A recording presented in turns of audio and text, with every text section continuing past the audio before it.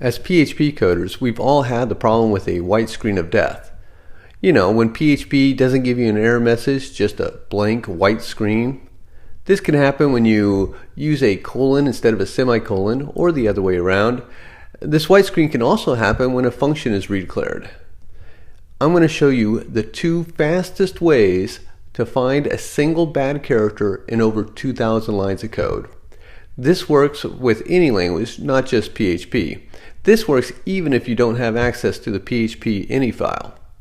First, we'll go over the 50% method, which requires commenting out half the code, which is easy assuming the indentation is good.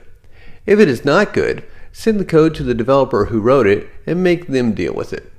If you wrote the code with bad indentation, flog yourself 10 times with a keyboard. Then fix your indentation before you search for the white screen of death bug.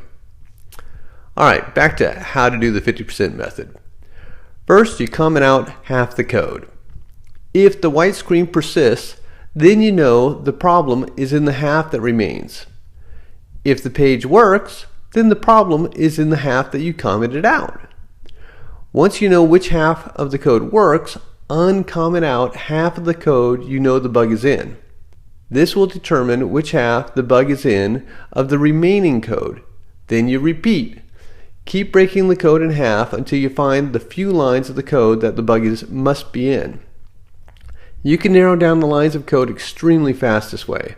Half of 2,000 is 1,000. Half of that is 500. Then 250, 125, 62, 31, 15, 8, 4, 2.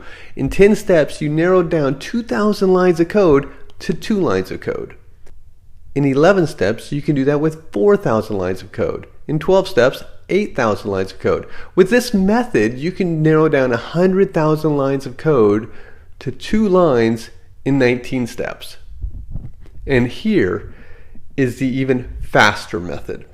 I'm not sure this works in all versions of PHP, but in 7.2 you will get a white screen of death if you're calling the page directly. However, if you make a tiny page that requires the page with the bug in it, then it will show you the exact line number and error. Mind-blowing! I hope this helped. If so, like and subscribe for more on the business of programming.